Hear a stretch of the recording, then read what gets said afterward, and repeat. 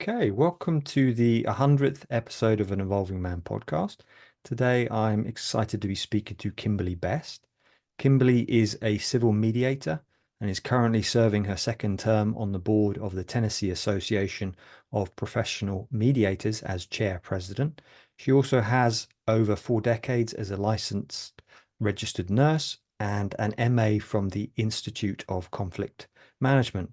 She's also the owner of Best Conflict Solution. Welcome, Kimberly. Very happy to be here, Piers. Thank you. Great to speak to you. And so, how I like to begin the podcast, as I mentioned before, is for you to share a bit about your journey. What got you into conflict management and doing the work you now do? Yeah, yeah, that's a common question, and people are sometimes surprised. I actually went through a terrible divorce, Mhm. and the attorney on my ex-husband's side was so acrimonious. I mean, just mean. And the process destroyed my family. I mean, my family for generations will be altered because of the conflict. So while going through the process, my brother, who's an educator, said, "Have you heard about this thing called mediation?" And that was over a decade ago. And you type in mediation, and Google would say, "You mean meditation?" So it was very, very new. But I looked into it, and there was a form of mediation called transformative mediation out of Hofstra Law School in New York.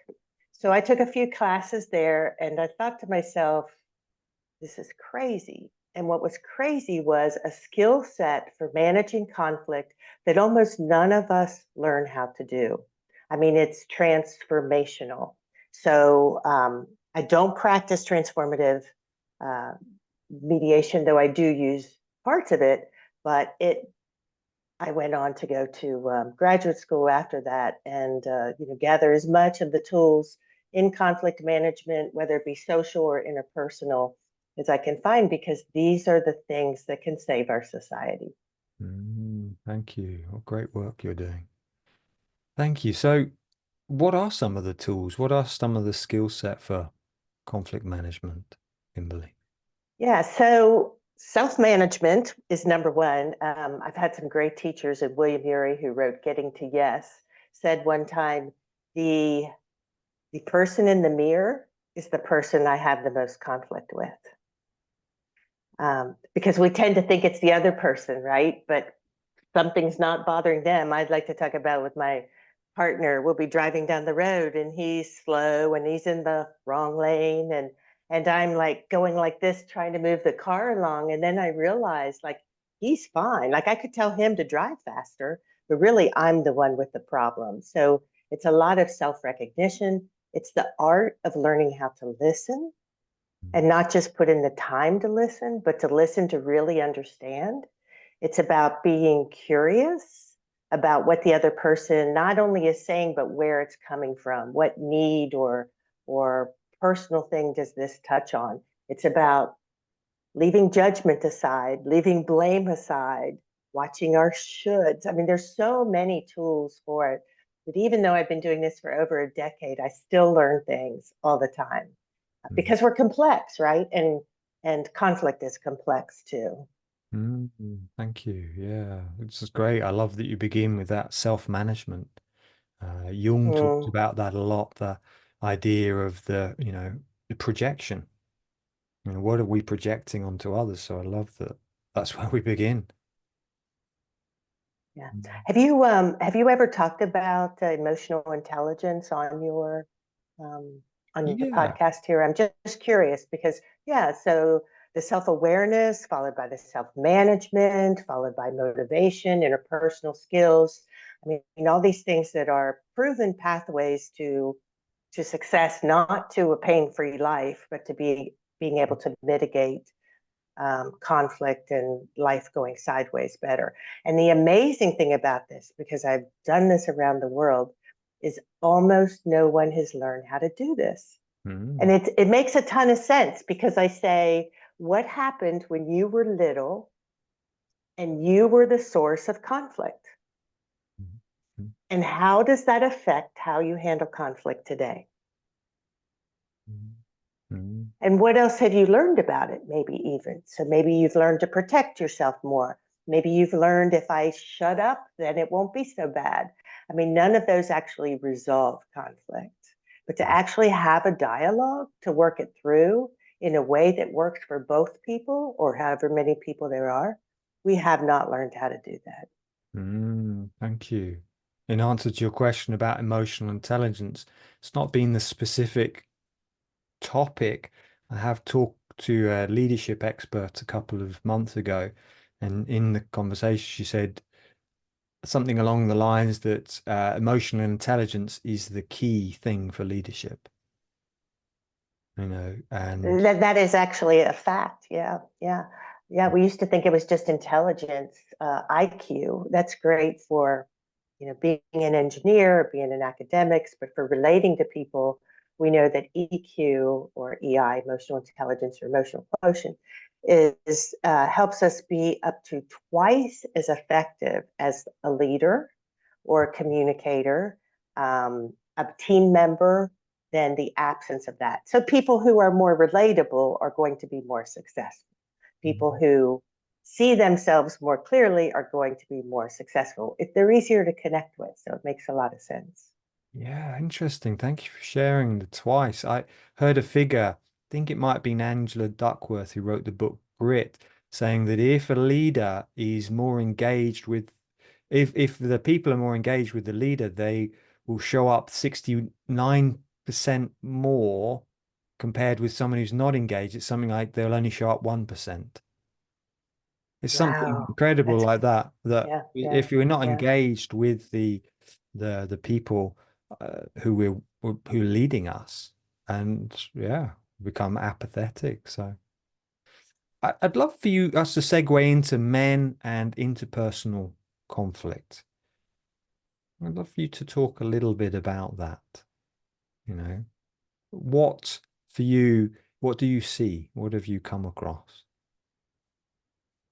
Yeah, well, a very different world for men than for women. And I really do hate to generalize, but I have to based on just what I know, because of course there's individual differences. But as a rule, when I started working in conflict, and I also do family mediation, so civil and family, which is relational and divorce, and even in the business world where I do mediation, what I noticed in my mediations was, so I meet with each client separately first before I bring them together to help resolve their problem. And I would talk to women who would have these vast support systems, lots of people counseling her what she should or shouldn't do, not always good counsel. But I would talk to men, and my job isn't to talk to them. My job is to listen to them and to ask questions to understand where they're coming from. And the thing I noticed and still continue to notice is how much men are holding in. Mm. And then I began to observe why that is so. And there are books written on this too. What environment do we provide so that men can speak their truth without somebody telling them they're wrong? So there was a point I was working with a lot of men in divorce and coaching them through divorce, and the how much was held inside of them. And the fact that after a while, every single one of them would begin to cry, and not just like with relief for getting it out or pent up hurt that was inside. So once upon a time, people would ask me what I did for a living, and I'd say I make grown men cry. But I meant that with such like almost an awe and a pain for them, that here we're human, like we're human. It doesn't matter what gender we are, but to not have permission to show, to speak, or to even know, to recognize our own emotions because it's been something that's taboo. Um, I get to see how that has eaten up men on the inside. Thank you. Thank you. I've been reading and I interviewed for our documentary Gabor Mate, and in he talks about the importance of feeling our emotions, not pushing them down. Otherwise, we could get sick. Right. And, Right. Yeah, the body keeps the score. It definitely definitely does, and it definitely is a health risk, but it's more than being sick, Pierce. It's that what we're holding in and we think we're holding in is coming out in other ways. Yeah. So we may physically become ill, and we will over time, but we're also, if we don't learn how to do a relationship well and speak our needs and take responsibility and be brave enough to say what's going on inside of us, there's a lot of vulnerability. And I know, I mean, for some men, that word probably is a cringe word, vulnerability. It means that I show that I'm a human being, but I can only do that when it's safe to do that. I can only do it when I'm in a space where I won't feel judged or told I'm wrong for feeling how I do. And those are the type of things that learning conflict management and how to communicate in conflict help us to learn how to do, because our first reaction is very often to judge, to tell people how they should or shouldn't feel. And then lastly, to try to fix their problem when all they want to do is be heard and seen. Mm. The art of being heard and seen, the experience of being heard and seen, is what transforms a conflict, a relationship, a problem. Once you know you're seen and heard, then you can begin to problem solve. How fascinating. One of my clients has just set up with a few others, a company called Seen and Heard, which is all about allowing people from boarding school and other childhood trauma a space to be seen and heard. So it's just fascinating that you use those words. It's so important, isn't it? That it's kind of in our deep psychology that as children, as Very much. humans, we need to be seen and heard. Yeah. Yeah. And we rarely are completely. We have the mask that we put out there, but what's going on inside is just, just, I mean, and that goes for men and women too, because we're all projecting this persona. And very often we've been told that the things we're feeling and thinking are wrong, when in fact they're part of being human. I mean, we're going to think and feel all kinds of things. They're for now, they don't define us as people. I don't know about in your culture, and I'd love to know how this applies in your Mhm. culture, but in our culture, right now, we're really busy telling people, looking for their wrong and then defining them by their worst moment. So Mhm. take a politician, and I just don't want to go into politics, but takes a public figure. I'll change that to a public figure who has done a lifetime of good, and something wrong comes out. That person is now defined by that wrong moment, when indeed they're whole human beings. Well, we're doing that to each other on an interpersonal level now. We may work with someone who messes up. They did something that we know we do too, but instead of making space for that mistake and letting it be an opportunity for growth, we very often name the person as that problem, you know. And we're all more than that. And we all mess up sometimes. So I think giving people the grace to change their minds, to make mistakes, and to try to find a way to rectify those mistakes after they happen, because that's the art of being human. Yeah, thank you. Thank you. Yeah, well, I do see that. Um, that it's, and in British culture, I see it, and whether that comes from our leaders, it's like it's seen as very dangerous to make mistakes or to admit making mistakes. So we try and hide it. We have the thing in the UK at the moment of we had the blood scandal a few months ago and the post office scandal a few months before that, whereas some quite bad things have happened, people have died, and yet it's been hidden, it's been covered up. And it's like, nope, we can't speak about this until eventually it all comes out to the surface. Right, right, right. And Yeah. we do relationships that way too, Pierce. But Mm. I say this, if the price for being honest is high, even if you've messed up, you will lie, Mm. right? You'll take your chances with maybe you'll get away with it. Now, politics is another matter. My son went to West Point and served in the military and learned quite a bit about politics and, um, you know, deception, I guess would be the best way. And that's a different machine, but the basis of I'm not going to tell the truth because then there'll be consequences is not just at a political level. It's something that is our initial reaction. And because a couple reasons I believe. One is there's a lot of shame with being wrong, and nobody wants to be shamed, right? Instead of looking at it as a problem to solve, there's a lot of shame. Number two, just the consequences. Well, I think the fear. We know from studies that if we admit what we're wrong, that we're wrong, and offer a way to resolve that, even for us in like medical malpractice is a great example. You used to not be able to say you did something wrong because then there's liability. Well, if you admit you're wrong and you're honest about it, there's far less liability. There's even a less chance of a lawsuit resulting in that, just because people want to know exactly what happened. So with social media, as things are coming out more and more, it's getting harder and harder to hide these things. And we're Yeah. beginning to see the scope of what's been hidden. And I just think it all goes back to, could you tell the truth when you were a child? Like, what did you learn about being honest then? And what do we do to people who mess up in good faith, right? Just because they're human. And some things like science and medicine, they're not perfect. There's a bit of guesswork and probability, and we might be wrong. So at the end of something big, you're either sitting on the wrong side or the right side, but it doesn't mean that it was done on purpose, you know? So exploring the motivation is pretty important too. Thank you. Yeah. Yeah, that's really interesting. About shame and fear.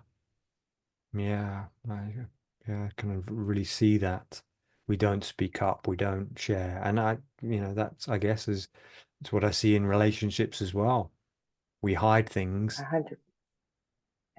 and actually when it comes out, it's painful at the beginning, but actually it's much more cathartic and healing than, yeah. 100%, 100%. And I mean, I've noticed with men a lot of times they don't want to rock the boat, at least in the United States, right? So they'll Mm, not. Well, I'm going to own this one on myself. I consider myself a pretty honest person. I try really hard to be honest. And then one day I realized that if I'm not being honest with what's going inside of me, I'm still lying. If mm, I say something's okay and it's not, that's a lie. It's not polite. It's a lie. And I wanted to be more honest, that I actually could say, you know what, I'm really not okay with that. Or can we find another way to do that? Because that's just not something that I want to do. And there's a risk to that. The risk is that the other person is going to reject you. mm, The other person is going to be angry at you. But if you be you and let them be them, which means maybe they'll get angry for now. If they mm, stay angry forever, you probably haven't lost much of a relationship. But if their initial reaction is disappointment and anger, that's okay. We don't die of disappointment. You know, we still have a problem to solve. There's the what next after that. So, in mitigating for other people's emotions, because I don't want you to feel, then my behavior changes and I'm not being me. mm, And when you think about it, how controlling is it for me to decide what I need to do so that you feel a certain way? It's actually impossible. You know, I can't keep you from feeling how you're feeling, but really a lot of times for men in relationships, they're like, well, I don't want to upset her.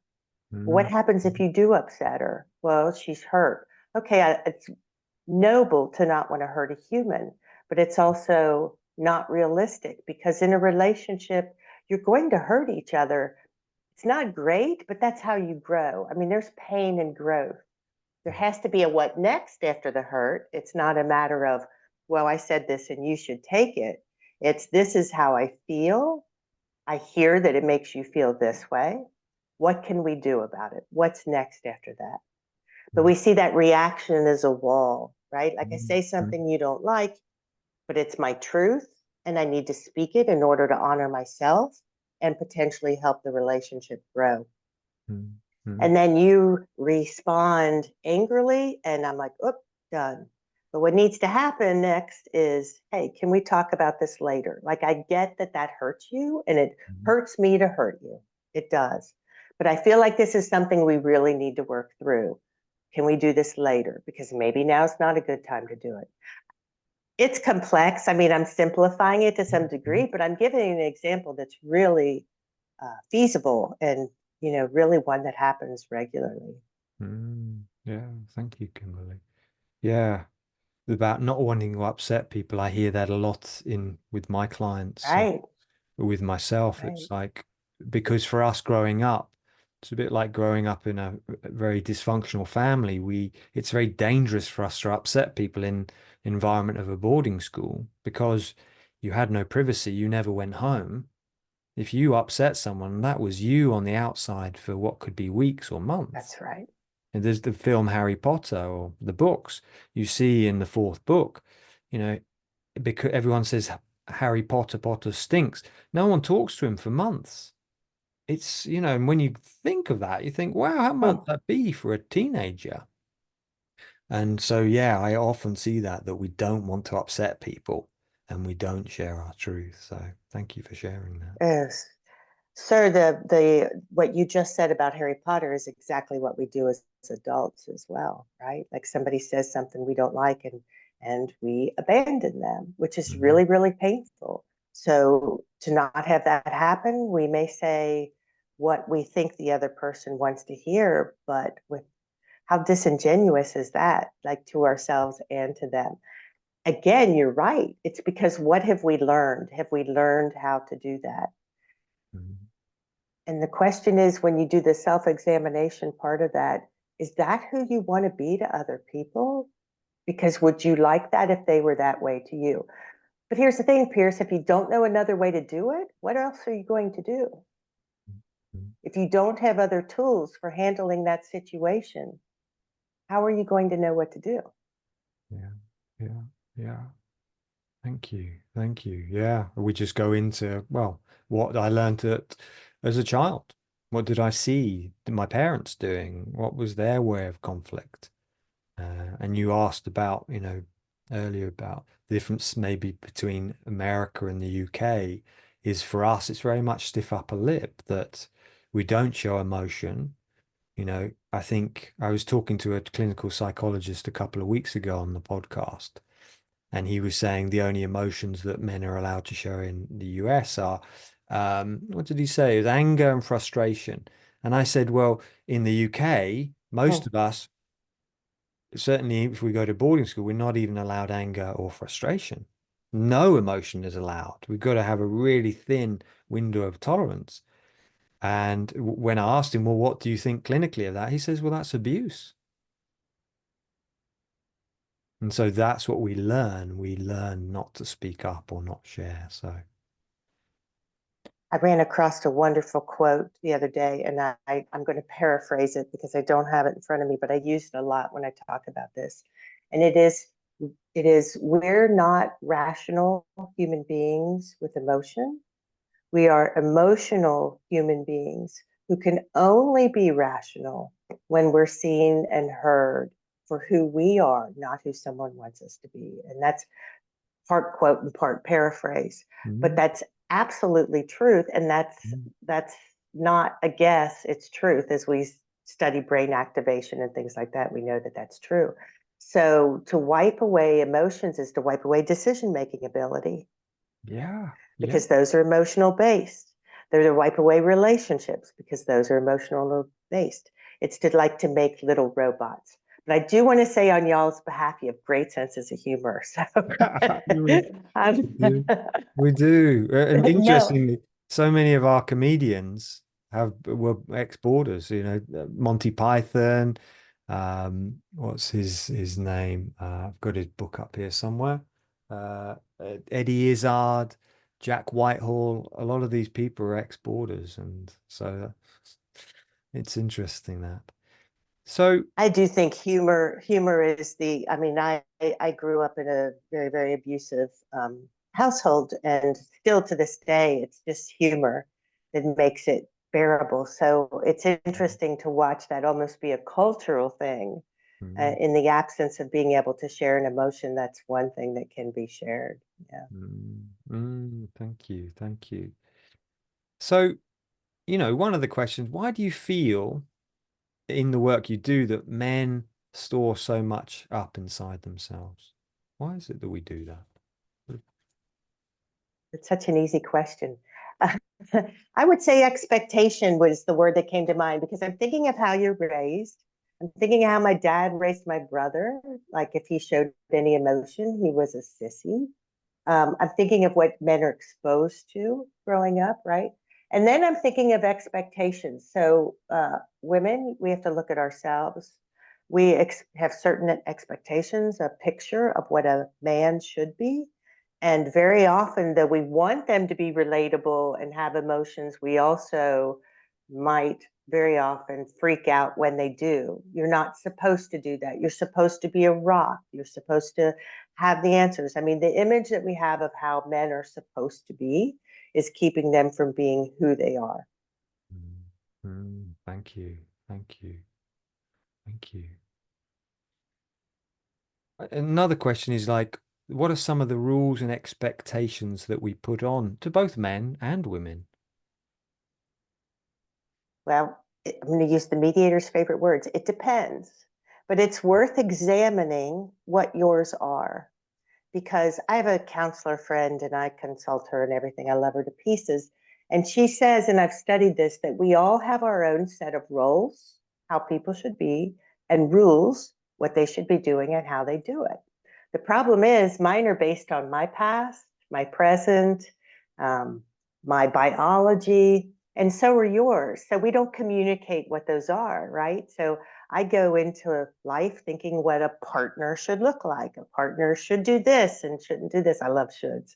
They're the kiss of death, but and they don't know that that's our expectations, and we don't communicate it. I very, very often hear women say, this is way too often, well, he should know. And my response to that is, who told you that lie? Like, because how could he know? Like, and who are we to decide what the other person should be doing anyway? That's where the curiosity comes in, and that's where naming your own need. I need this. How does that sit with you? Why is that something that's easy or not easy for you to do? And where can we find, some sort of balance or agreement in meeting your need and my need both? Mm, Thank you. That's beautiful. Yeah. I need this actually stating our needs rather than expecting the other Ooh. person to know what we need. Oh, absolutely. There's no mind reading. And then the other part of that is, well, I told him 3 times and he's still leaving the dish in the sink or whatever. Well, that feels like you don't respect me. I will say that, or that you don't care what's important to me. I will say that. But on the other side of that, it just speaks to different values, really, too. And the thing I do know is men want to get it right. They want to get it right. They want their relationship partner to be happy and to like them. Most of the time they're not trying to self-sabotage. They're trying hard to figure out how to get it right. But in the absence of a conversation around that, you have a lot of options that are going to be wrong before you occasionally hit it right. So, the art of dialogue is the beginning part of the art of conflict resolution. Mm. And a lot of that dialogue is listening. I'd love you to lead us through that, the art of dialogue. What are a few pointers? So one is listening. What other things, Kimberly?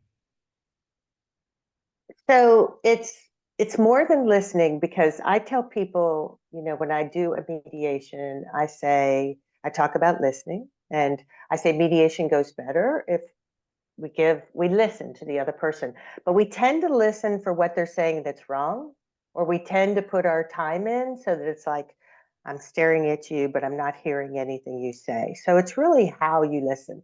I want to listen to learn you. you Mm. know and one of the things I do with relationships is think that we are always learning each other, always. So if I keep a learning mindset, um, that's where the curiosity comes from. So you do something that surprises me. We've been together 10 years and now you're doing something. My brain is hardwired to say, oh, there he is doing it again, the same thing he did 5 years ago. but that's my brain that functions 95% in the past Mm. instead of seeing you now, right? So we learn these things when we learn communication, um, how it really works in terms of our biology and the tools to do it. I do want to go back to needs for a second because it's fascinating to me that asking for what I need is still proven to be one of the most difficult things that I've done in my growing up years here, because there is so much taboo around asking for our needs. And again, it's a very vulnerable thing to do, you know? So none of this is easy, but it's impossible if we don't learn it. And I say these skills, if we learn those, they're challenging to move through a conversation. You have a challenge for an hour or two, however long it takes to move through the conversation. If you don't move the conversation, you're building up a pile of stuff that gets so big you can't move it. So it's short-term work for long-term payoff, or don't do the work and look at your life when you're, whatever age, and saying, I'm lost and alone, Mm. right? Like that's often the consequence now of not learning these skills. We're lost and alone. Or we become, sometimes in some cases, mean people. Mm. Mm. It's Mm. that anger that you talked about that can be stored up. Yeah. Or judgy people. We're pointing our fingers at everybody else instead of being able to bear to look at ourselves. Mm. I just want to say, I mean, I don't know your audience, but in my heart, I hear the words, you're worth it. You're Mm. worth it. You're worthy. You're worthy of being seen. You're worthy of being heard. Your thoughts matter, whether they're rational to someone else or not. It doesn't matter. They're yours. Mm. Mm. And I haven't met a person yet who isn't just beautiful on the inside when they have the opportunity to show who they are on the inside. Yes, we have our messed up spaces too. We all do. You are not alone. If you see your messed up spaces, but they don't have to define you, right? They're a part of you. And so are a lot of other things. Mm. That's really beautiful. Thank you. You're worthy. Yeah, when you were saying about the judgment, I've heard this thing is if you look at the finger, how many fingers are pointing back at you? When you're judging someone, Right, it's right, like, oh, you right. got three coming back at you. Right. And I try really hard not to use the word deserve, as sometimes it'll slip out of my mouth, but deserve, to say somebody deserves or doesn't deserve is to judge, Mm. right? Mm. So I think we all deserve those things that we want out of life, connection and relationship, voice, being seen, whatever it is. No one is more deserving of that than someone else, but we're all worthy of that. Mm. But Yeah. we just have to figure out how we can make those an opportunity. And a lot of times it does come back to us. It does. Because the world's not going to come up and say, hey, Pierce, I see you're closed up and you don't want to talk, but hey, I want to be your friend. We have to become, or as my counselor friend says, the stimulus elicits the response. So Mm. there's a part of us that has to be pouring into without expectation of what comes back, to Mm. build a strong core for ourselves so that we can have, relationships that people can meet us in different places, wherever they are, and Mm. being able to meet us relationally. Yeah, thank you. I episode, I think it was 42, I spoke to a pediatrician, Dr. Claudia Gold, I think she's based in Harvard, about the art of connection and rupture and repair, and I Mm. feel almost my the you know people I've worked with always they don't want any rupture. It's always, everything's got to be right. And what she was pointing out is that actually it's normal to have the conflicts and then resolve it. She was saying something, the figures, something like 20, 50, 75% is that rupture. But then the important part is then we repair. And as you're speaking, I'm really aware of that. Yeah, we need to have these conversations. Might be a little bit painful, but then our relationship grows, it deepens. It's hard to believe if you haven't witnessed it. And I have the joy and pleasure of watching this for a living, right? Like making that space that's safe for people to have conversations watching them move through the pain, let out the pain, show emotion. And you really can't do that without emotion for all the reasons I said before. Mm. And then be stronger afterwards, because the truth, the truth and knowing people is what holds us together in a deep and meaningful way. I hear a lot of people sometimes say, all my friends, it's all very superficial. Like I'm looking for a connection that touches my soul. And I'm paraphrasing that too, but that's what it amounts to, because that's our need. Yes, we need the fun, easy connections too, but we also need the deep one, because in those deep ones, we are known and seen. And that's a basic need. Mm. Mm. Yeah, thank you. Thank you. Coming back to, yeah, seen and heard. So you mentioned about working with people and you create a safe place. Maybe people who are listening, they want to create that safe space just with their partners. What would you say to people? How do we create a safe? I love that. I love that.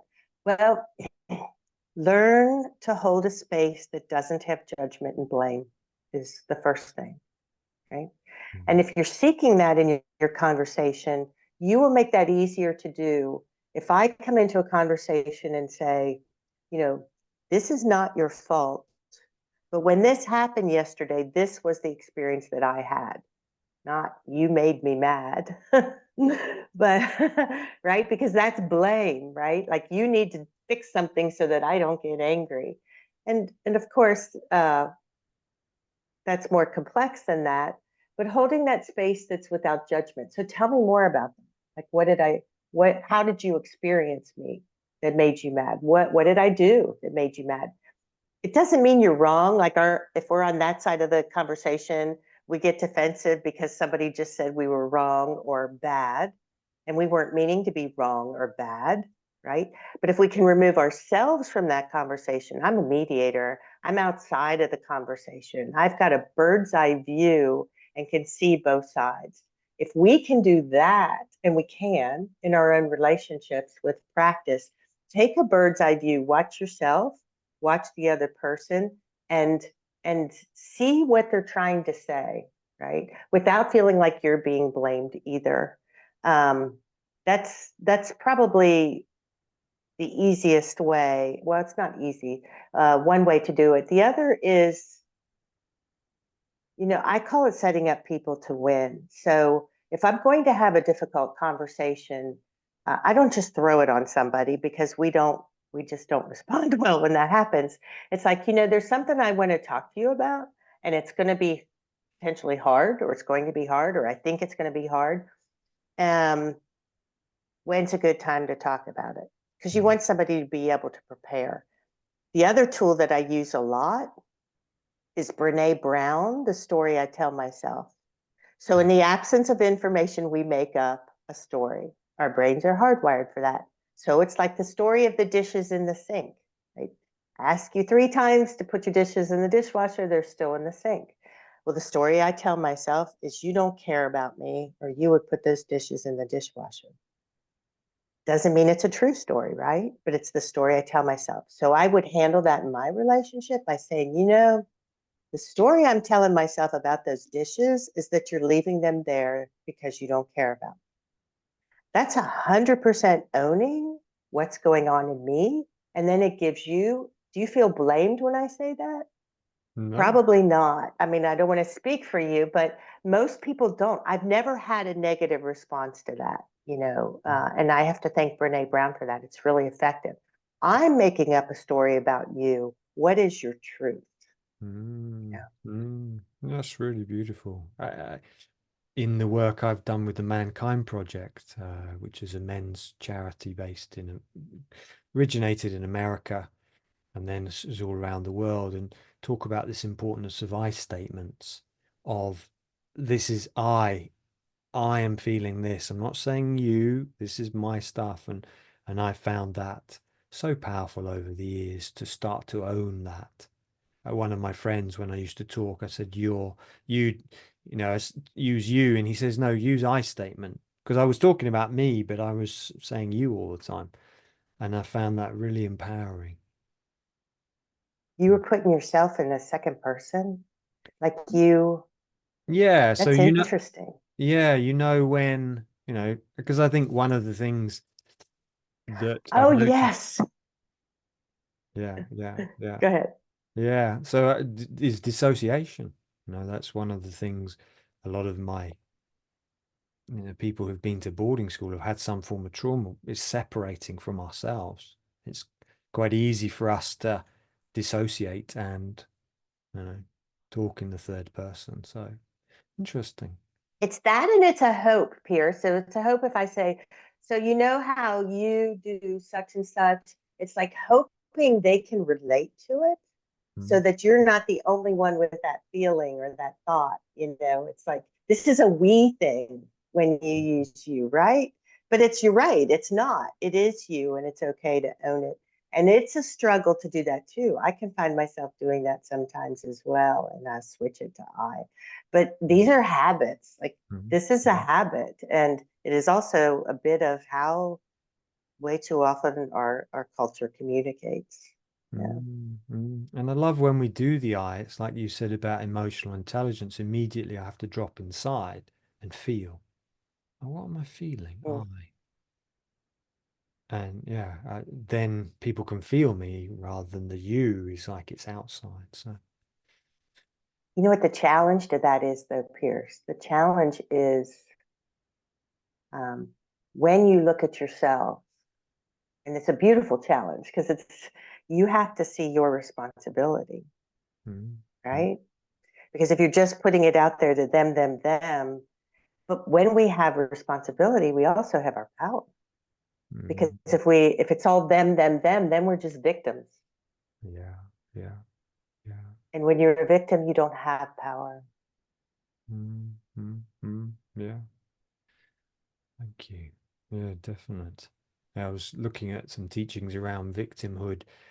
You've got the dreaded drama triangle: victim, persecutor, rescuer, and then the empowered triangle, which is our coach, um, creator, and I've forgotten the final one, but I love the differentiation between victim and then coach. Victim and creator. And it's just to ask the question, what is it that I want here? And what can I do about it rather than just focusing on what's not working or blaming someone else. So, I mean, are there any other tips on conflict management, emotional experience, you know, that you've not spoken about? Yeah, I'll talk a little bit. Well, I do. There's something about anger I'd like to circle back to. Mhm, mhm, Um, I don't. So you're saying in Great Britain, very often being stoic and not having any emotion at all is the expectation. And in the United States, it's been described to you that men respond in anger and frustration. Um, as much as you and I talked about both of us not liking to generalize, that's a safe generalization. We'll say there's some a bulk of truth in that. Um, Here in the United States, too, for some people, anger is perceived as bad. So you know you're angry, but you can't admit you're angry because it's a sin, or you're raised in your family that you're not allowed to be angry. So I had a couple one time, and he came. Was working with them together and separately. So he came to me and he said, "My wife says that I have anger issues." And I said, "Let's talk about this." And I pulled out a sheet that I use all the time of John Gottman's Anger Iceberg.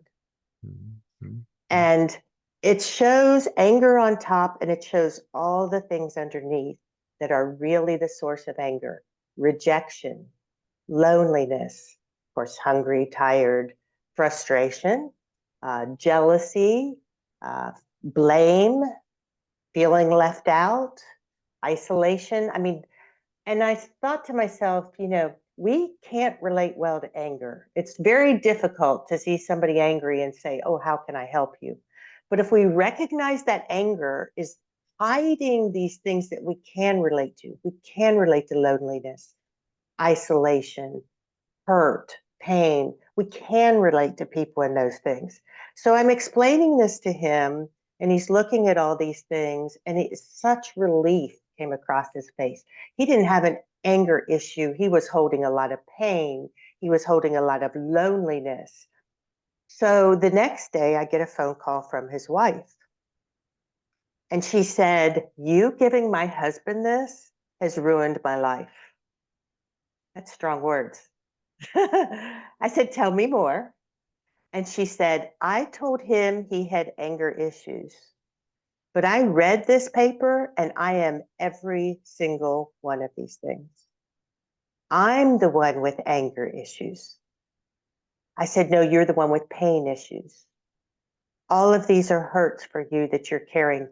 And in the absence of our own self knowledge, I forgot that I used this line this week in talking about emotional intelligence. We will project our feelings onto other people. In the absence of owning what's ours, we will project them on to other people. Mhm. And if you don't believe me, watch last night's presidential debate.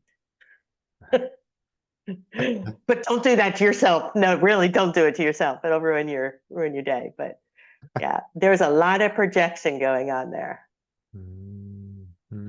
Yeah, thank you. Which is interesting because Donald Trump did go to boarding school, actually. I'm just going to bite my tongue. I'm a neutral. You're in neutral. Yeah, yeah. So there's uh, many fascinating stories of people in high-powered places in the US. I think John Kerry, the secretary, he was Secretary of State now, and the environment. He's an ex-border, where we learn to suppress our emotions, push it down. yeah. So interesting. So I Now, talked to my counsel. Go ahead. I'm sorry. no, I was just going to say I will watch the presidential debate at some point this weekend. Don't do that to yourself. It was very painful. Oh, was it? But I Right. talked to my counselor friend about this conversation, and I told her, she does counseling. I do conflict management. They're different. And she said, and I told her about the boarding school, side of it. And she said that in her experience, abandonment and isolation are the two most painful experiences that we can have as humans emotionally. And she said a lot of it depends on choice. If I didn't choose this, to go to a boarding school, how could it not feel like abandonment? Even if all the reasons are for the right reasons, to a child, how can not it not feel like, abandonment? And not just because of boarding school, but because of emotional isolation. She referred to something as one of her sage teachers called it an orphan mentality, that Mhm. many of us grow up feeling like we're alone, that we're abandoned because we aren't seen very often as children for who we are. We're given rules, told to be quiet, whatever your story is. It probably didn't teach you how to be a very relational adult. It taught you how to follow command orders. Mhm. It taught you how to hide your emotions. It taught you that certain emotions were wrong, basically all of them, if they weren't positive, when in fact, all those other emotions are just part of being human. Mhm. We kind Mhm. of have to learn a new normal. We do, we do, we do, and it's happening. Certainly, there's movement in this Yeah. country to abolish boarding schools, which is growing. Trying to get it illegal in the courts, early boarding school, because it's in breach of human rights.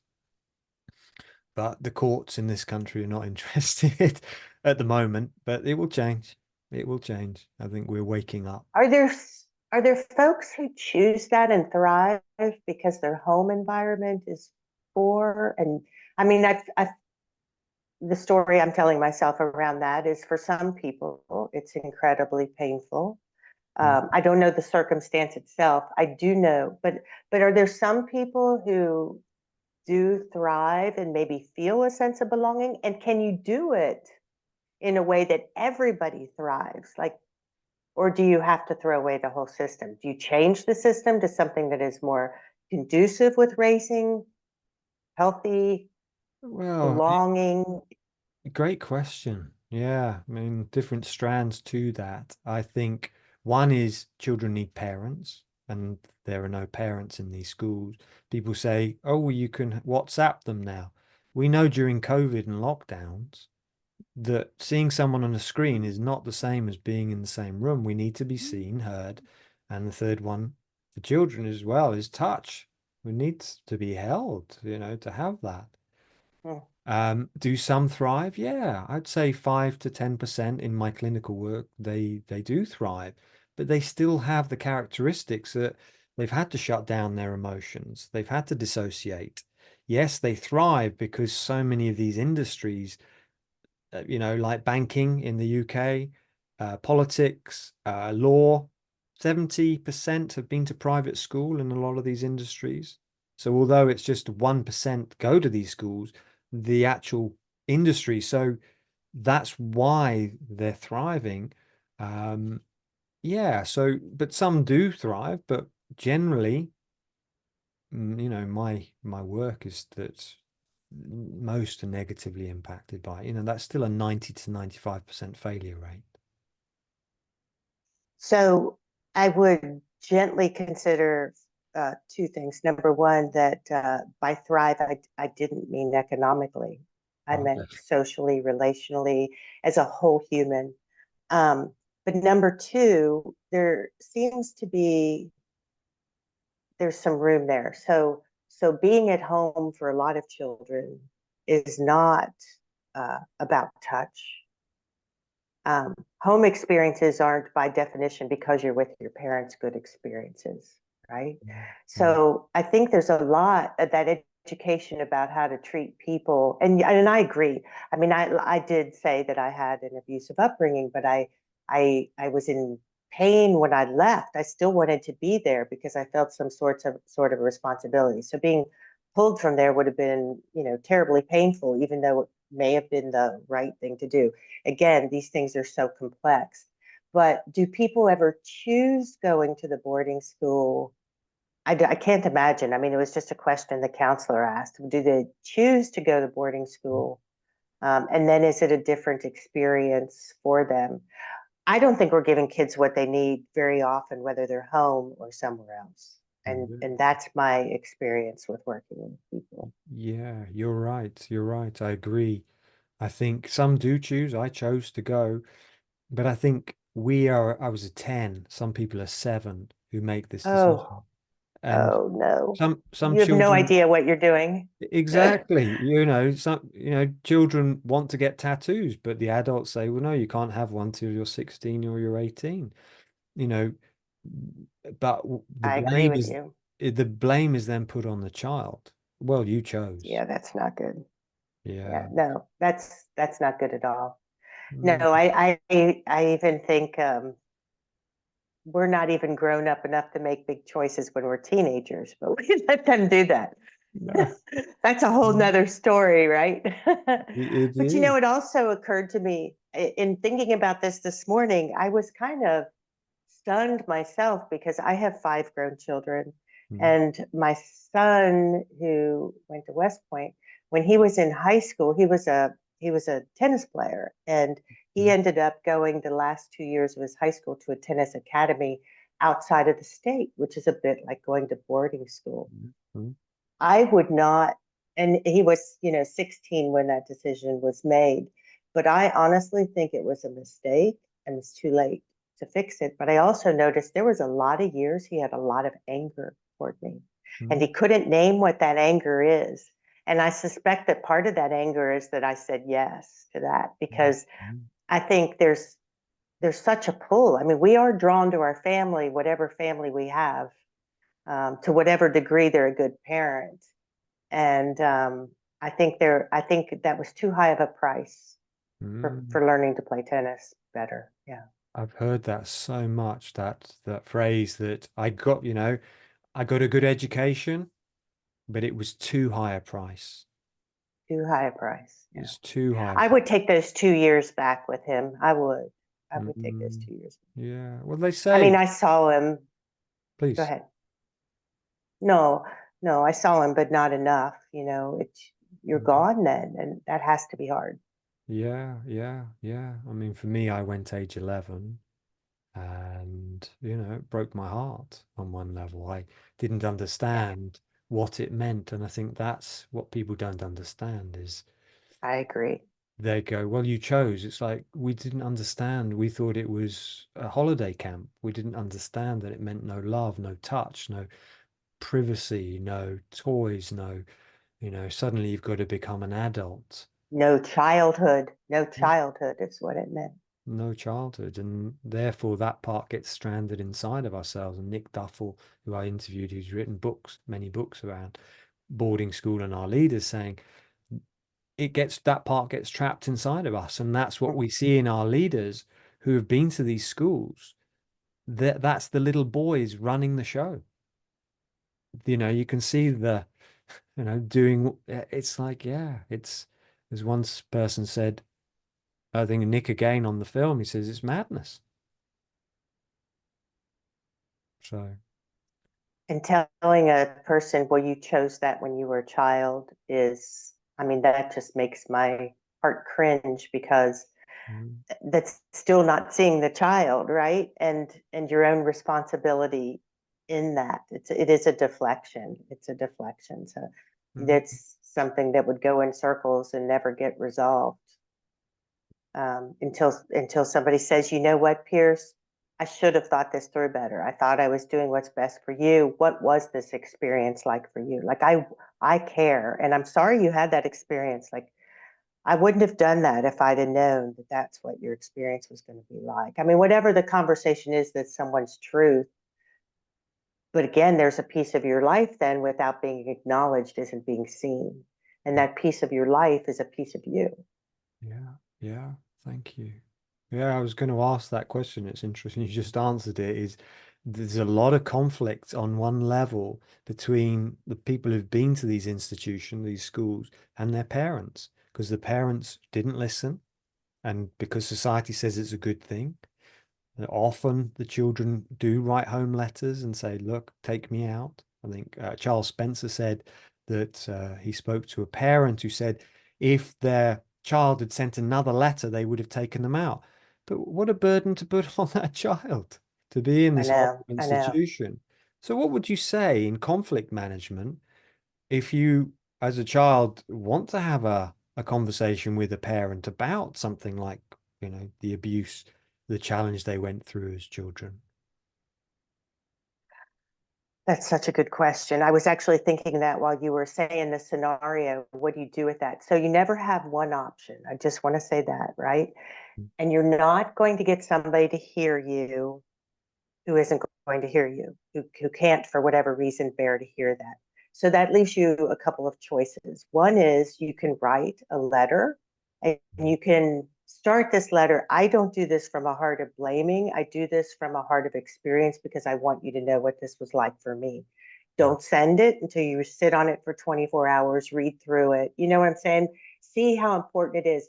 And even don't even expect a response if you can. If you just want an opportunity for the other person to hear you, they'll have a letter. Um, put at the end of that what you want. What is your goal in having this? Like, I just want you to know that this is something I carry. Then the other part of me is saying, um, you have a dilemma. I mean, you have a dilemma. You're in a place of pain. You're alone in that pain, just like you were alone in the boarding school, because someone won't share that with you. So, how can you heal that in the absence of help from this other person? Right.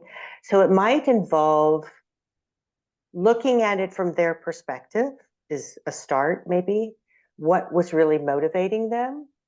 Um, what fears were behind their drive? What outcome did they really want for you without understanding the consequences? I mean, a little empathy in the other direction just to see maybe where they were coming from.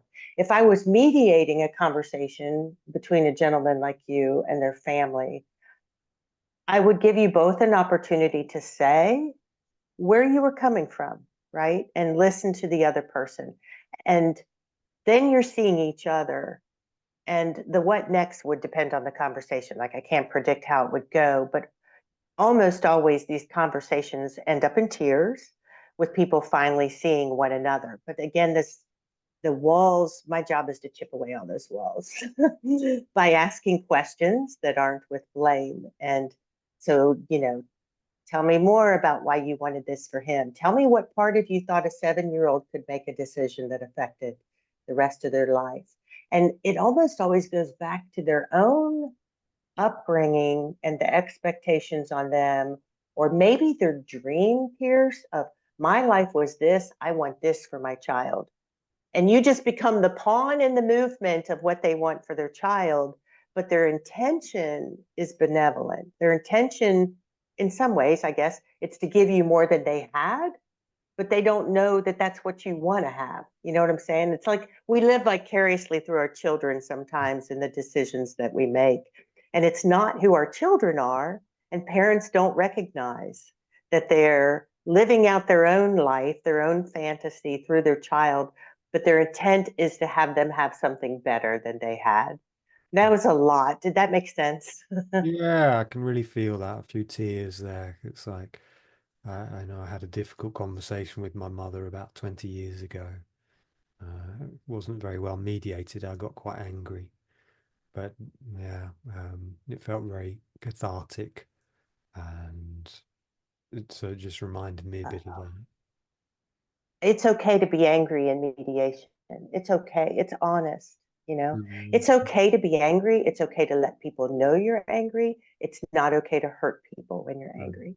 Yeah, yeah, yeah, yeah, yeah. Beautiful.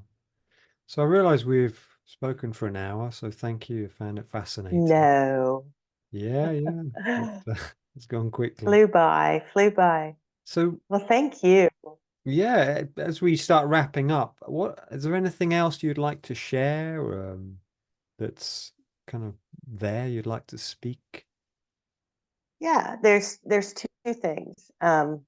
First of all, one thing I always say is life is an experiment because every single moment is one we've never been in before. Mm, Every moment. And sometimes we're going to get it right in our choice, and sometimes we're going to miss. But then it becomes a learning opportunity. So extend that grace to you, but maybe extend it to other people too. And the second part of that, I think, is this is a journey. It's not a destination, you know. Life is complex, it's painful sometimes, it's a whole lot of things. It's not an anomaly because it's those things. It's not supposed to be happy all the time. People aren't supposed to be calm all the time. I'm using my supposed. mm, It's complex and complicated, and so are we. So maybe make space for that. It's not bad because it's challenging or difficult. It's not bad, it's life. mm, mm. What part of that can we still come to a better outcome with on that? I mean, I'll just go on for another hour, so I'll just stop here. Well, thank you. It's been really fascinating. And how do people find out more about you and your work? So you can email me at kim@bestconflictsolutions.com. Lucky for me, I do most of my work on Zoom. I do most of my work remote because I do have a wide audience. And my website is Best Conflict Solutions. So it's very easy. It's my last name and conflict and solutions. And you have it all. I'm just really glad my last name isn't worst because I got really lucky to have the last name of Best. Yeah, But great. yeah, So I'll put that please into feel the free to reach description. out. Yeah, thank you. I'll put that into Yeah, the by the way, description. Carry on. these processes work for our workplaces too. They work for our communities. But all of this stuff, we are who we are based on an individual, then an interpersonal, and then the world gets bigger. The conflicts and the solutions are the same. So Mm, once we learn how to do this better, we can apply these anywhere in our lives. mm, thank you. Yeah, great. Yeah. Yeah, I could talk for another hour, but I'll leave you to get on. Thank you so much for your time today, Kimberly. Take My care. pleasure. Thank you. Bye bye.